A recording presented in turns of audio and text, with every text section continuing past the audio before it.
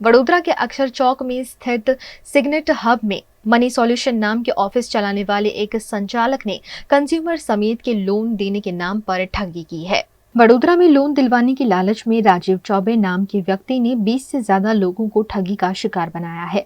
इस मामले पुलिस से शिकायत के बावजूद कार्यवाही नहीं होने पर ठगी के शिकार लोगों ने अक्षर चौक निकट सिग्नेट हब में स्थित मनी सॉल्यूशन की ऑफिस पहुंचकर मामले का विरोध किया है।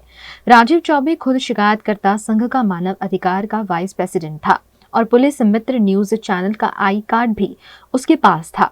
सिग्नेट हब में स्थित मनी सॉल्यूशन कंपनी फिलहाल बंद कर दी गई है और संचालक फरार है। ऐसे में मामले पर कानूनी कार्यवाही की मांग की गई है। समस्या एवी छे अमारी के अहींया आगळी मैं एमने कॉम्प्यूटर मारा भाड़े आपेला छे।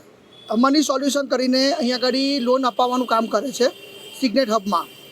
एने त्यां आगळी फेब्रुआरी महीनामां मैं मारा 5 कॉम्प्यूटर भाड़े आपेला छे जेनुं मने भाड़ुं आवतुं हतुं पण छेल्ला 2 महीनाथी एने मने भाड़ुं नथी आप्युं। पछी एने मारी जोडे एवुं वात करी के आ मारे वेचाता लेवा छे तो तमे एनी रकम मने कही दो।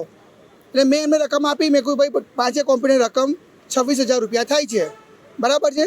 સંબંધના હિસાબે મેં રકમ ઓછી આપી એમને કે ભાઈ મારા 26,000 તો કે હું તમને 26,000 રૂપિયા આપી દઈશ।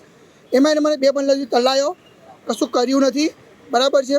અને હવે જ્યારે હું ઇન્કવાયરીમાં ભાડા માટે આવતો હતો વારે ઘરે લગભગ 2 મહિના ધક્કા ખાધા છે મેં, બરાબર છે।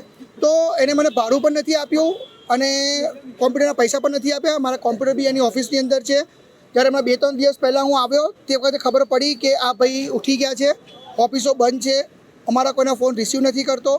અને Umiya mobile, Jasmine mobile, IDFC bank, Bajaj finance આ બધા પાસેથી બધી જગ્યાએથી એને મોબાઈલ અને કન્ઝ્યુમર પ્રોડક્ટો બધી કટિંગ કરાવેલી છે, બરાબર છે। એવી માહિતી મારા પાર્ટનરે મને ગઈકાલે રાત્રે ફોન પર આપી જેનું રેકોર્ડિંગ છે મારી પાસે, બરાબર। એને જ મને કીધું કે ઉમિયા મોબાઈલનું 17 લાખનું કરી નાખ્યું છે આ માણસે, IDFC બેંકનું 7 થી 8 લાખનું કરી નાખ્યું છે અને બજાજ ફાઇનાન્સનું 3 થી 4 લાખનું કરી નાખ્યું છે અને આ ભાઈ અહીંથી ફરાર થઈ ગયેલા છે।